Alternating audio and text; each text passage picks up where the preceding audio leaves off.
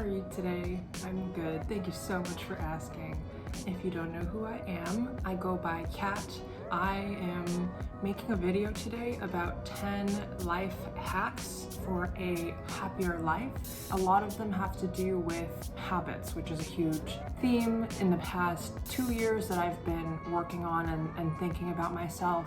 Some of the hacks are cheesy, some of them are technical, others are, hopefully ones that you haven't heard before or maybe haven't given too much thought to. I'm just gonna dive right in. The first one is, if it takes less than 15 minutes, just do it. That 15 minutes is kind of arbitrary. I've even heard like if it takes less than 1 minute, if it takes 10 minutes, 30 minutes. For me, the most common thing is just to tidy up. I have a terrible habit of leaving things out when my mind knows that there is a list of tasks that I need to do, and I just keep putting them off. It builds up and creates a little bit more extra stress. It's a mental hack of forcing yourself to do the things that you need to get done sooner or later. It has to get done. Why not just do it now? Stop putting it off. If you knock off one thing on your to-do list, you're more inclined to kind of knock off some of the other things. You just feel a little bit more mentally motivated. The second hack is to turn off notifications on your phone.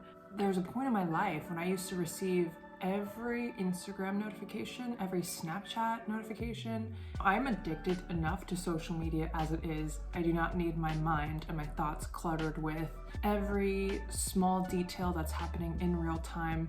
Why can't I just log on later when I choose to and see everything that I quote unquote missed out on? Turning off notifications basically gives me back the power to consume that content when I choose to, not just by default.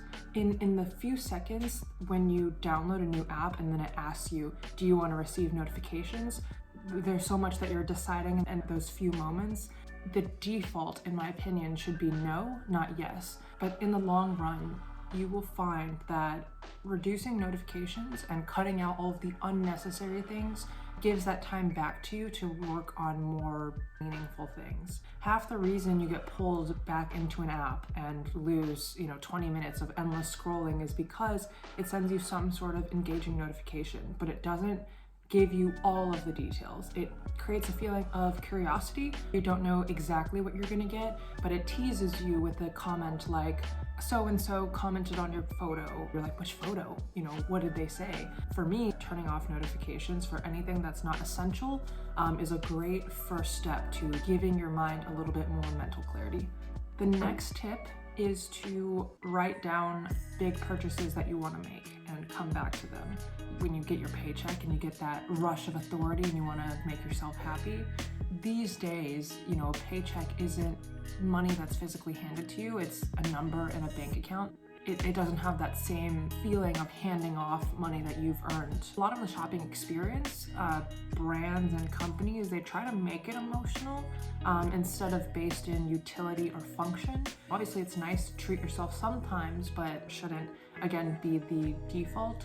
The things that you want will typically always be available. You don't need to make that decision today. Writing down any big purchases that you're considering making, when it comes back in your mind and you're like, okay, I thought about this maybe a month ago and it's written down or noted somewhere, then you actually do need this and could benefit from this. There is a period of time that I was really interested in buying a new vacuum. I thought about it for months. I did a lot of research and then finally, a couple months ago, upgraded, and I'm glad that I didn't just immediately choose to drop the, $100 or so that it costs right then and there. I would encourage you to write down big purchases and think on it for a period of time. The next tip, it's career related, and it is to not be afraid to reach out to people. A caveat about this tip is that the only context that I know about is for people who work in some sort of business organization that are primarily on LinkedIn. When I was in college, I was interested in working in marketing after graduating, and reaching out to people really helps me learn about the industry, things that you wouldn't be able to learn online. I don't even think you need to do this only if you're looking to switch jobs. If you have any interest or curiosity about a different role, a different industry, it absolutely doesn't hurt to talk to someone, and at the very least, maybe they don't get back to you. At the very best, maybe it turns into a meaningful relationship, potentially a job later down the line. And here's the thing, not everyone is going to want to talk to you, and you don't need to take that personally. I have faced so much rejection in my life that just comes with my role, but the fact of the matter is it's really easy to reach out to people and see if they would be open to chatting for 10 or 20 minutes. And these could be people that you either do have a mutual friend with, or it could just be a stranger. I've had many people that are just really kind and open to chatting, or maybe they went to my school or we worked at the same company at one point in time. On LinkedIn, you can draft very short messages. Just say something like, hey, my name's Kat and I work in this, I'm interested in this, I saw that you do this at XYZ company. I would love to learn more about your experience. Would you be open to a 15 to 20 minute call? My next tip is to remove temptations. And there are two main situations that this applies to my life. At night, we try to wind down before we go to sleep, and I try to put my phone outside. The fact that I have to get up to turn my alarm off, it gets half the job done in terms of I'm out of bed. So in the morning, by the time I get up to turn my alarm off and maybe use the bathroom, I'm like, I'm already awake, why not just get dressed and get my day started? When it comes to eating, it's a good balance between not having too many unhealthy snacks and foods in my house. Obviously, that's not gonna stop me. I can always order takeout, but if it's a Wednesday night at 9 and you're like, oh my gosh, I want to eat something. If you have, ice cream and chips, which we love to eat and we still do eat, if you have something that's healthier available, the barrier of getting something unhealthy outweighs and is too hard to overcome if there's something easier to eat right there. It is a decision that's best made when you're at the grocery store or when you're making your grocery list, so that you don't find yourself in the situation too often where there's a snack and you see it peeking out of the pantry and it's waving to you like, hey, Kat, come eat me, I'm so lonely, I want to be in your belly. The next tip is to get a Kindle. Love my Kindle. I think I got it about a year ago. Before I got a Kindle, I have some favorites that I reread over and over again, but I used to be in a very good habit of reading like all the time. When I got to high school and college, because just more time reading textbooks, I wanted a way to kind of jumpstart my reading habit again. Before I got the Kindle, we have a library kind of close to us, and I used to check out books. The book had to be there. I had to reserve it. I had to drive there, and then I had to drive back to return it, and I only had 3 weeks to read it. Getting the Kindle also eliminated all of those barriers. Another pro tip is that you can find free PDFs of so many books online if you just Google the title of the book and PDF and put it into Google, and you can actually email yourself that PDF. I loved checking out books from the library because it was free.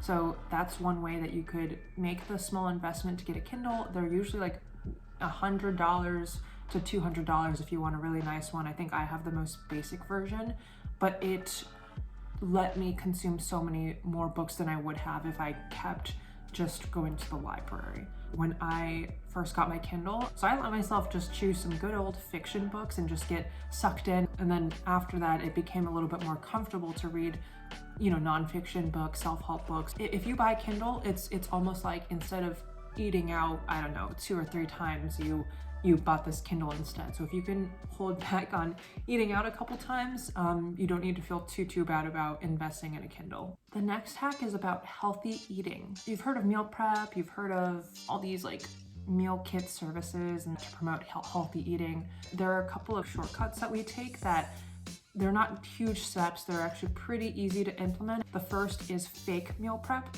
which is not actually prepping a full meal, but I actually like to prep ingredients and have them ready to cook. So for example, to prep broccoli, you wash it, you trim it, you cut it into florets, and then you cook it. So if I have 3 heads of broccoli, maybe tonight we're just gonna eat 1 head of broccoli, but I already got out the cutting board. I already have the knife. To cut and prep those extra 2 heads of broccoli will take me, maybe 5 minutes max to do. But tomorrow for lunch, if I already have that broccoli prepped, you might as well do it to have it ahead of time, that it can make your life easier throughout the week. The second component of that is things that are semi-homemade.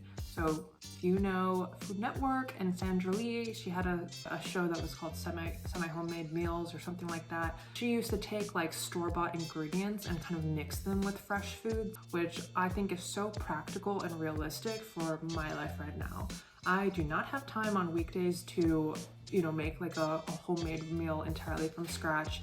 Time and money, they kind of trade off. Sure, I would love to always make homemade hummus every time. Buying store-bought hummus, I feel totally fine with doing that because it is one thing that I can combine with more fresh ingredients and nudge myself towards having a slightly healthier meal that way. So we have a lot of prepped ingredients at home that you can combine with other things to have like a healthier meal. Make sure you do your research. There are many things that like it absolutely does not make sense to pay for this extra convenience, or this has like a bunch of chemicals. Try to find a good balance with whatever your lifestyle currently is, that you're not being unrealistic about what you should expect, because if you force yourself to make salads from scratch, if you are too lazy in the moment to actually execute on that, maybe you just order lunch out. Meet yourself halfway in terms of what would make the most sense. And then the last component of the healthy eating tip is some sort of balanced meal component. Typically when you're deciding to eat out, I feel like you want that whole meal to be takeout food.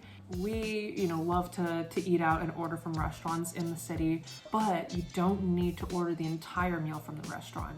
You can still support them, but sub in. For example, if you have prepped broccoli, maybe you order the protein and the carb from the restaurant, but then you make yourself a side of broccoli. Something like that, instead of like their side. If you have food at home, one, it's gonna save you a little bit of money, and two, most likely the food that you're gonna make at home is healthier than whatever you're gonna get at the restaurant. So whatever this means in your life. The next hack is really random. If you find yourself in a mental state where you're kind of freaking out a little bit, rewind to the point that you are not freaking out. Hear me out. Okay, so I am a scaredy cat. I get anxious sometimes. I watch also a lot of SVU and crime shows, so I get kind of freaked out. It gets in my head sometimes, and I'm in bed. It's 1 a.m. and I can't sleep, and I hear the house make a noise, and the first thought that jumps into my mind is, oh my god, someone's trying to break in and kill me. I just get paralyzed. My body suddenly tenses up, my heart rate goes up. It is a tough thing because in the moment you can't always force yourself to take control of your thoughts, but I've gotten better at this in the past couple months. I think to myself, okay, if I didn't have this thought, I would still be lying peacefully in bed, just trying to sleep. So why is this one noise freaking me out so much? Let's just rewind and start from where I was about 60 seconds ago, and realizing that your thoughts are not reality has been so helpful to me lately. When it comes to like getting anxious about things, sometimes I get in my head not feeling good enough, or being worried that everyone hates me, or something like that. But I also try to let myself realize that, okay, I think this might not be real life. It might just be my thoughts making me feel this way. So if I can acknowledge and let myself rewind to maybe 5 minutes ago when I was just going about my day, doing my regular thing, it does help me. The next tip is to just start. When people are looking to make a change in their life, it's obviously in our minds a huge undertaking, and you have high expectations, you don't want to mess it up. More often than not, it's not something that you need to start doing perfectly. One of the most helpful things to do when you're in that mental state of like wanting to make a change or do something big is to just get started. When you find yourself in the process of like doing the thing that you were excited about, you will inevitably think of ways to improve. I've always wanted to write a book. I have a draft of a book that I started about a year ago when quarantine started. We're not really there yet, but making our way. Opening up the draft, just starting to type. I know that whatever I'm typing today is not necessarily going to make it into the the book, but actually at least I'm getting started. At least I have some sort of foundation, something to build on. The very last tip is to drink water. No one's life has ever been worse off by them staying hydrated and drinking more water. So that's it. Hopefully you enjoyed this video and learned maybe 1 or 2 things that you hadn't thought about. Let me know what you think. I feel like a lot of these, they're nothing super creative or new. They're just like realistic tips to slowly improve your life. All right, that's it for today. Thank you so much for watching. I hope you have a great rest of your day, and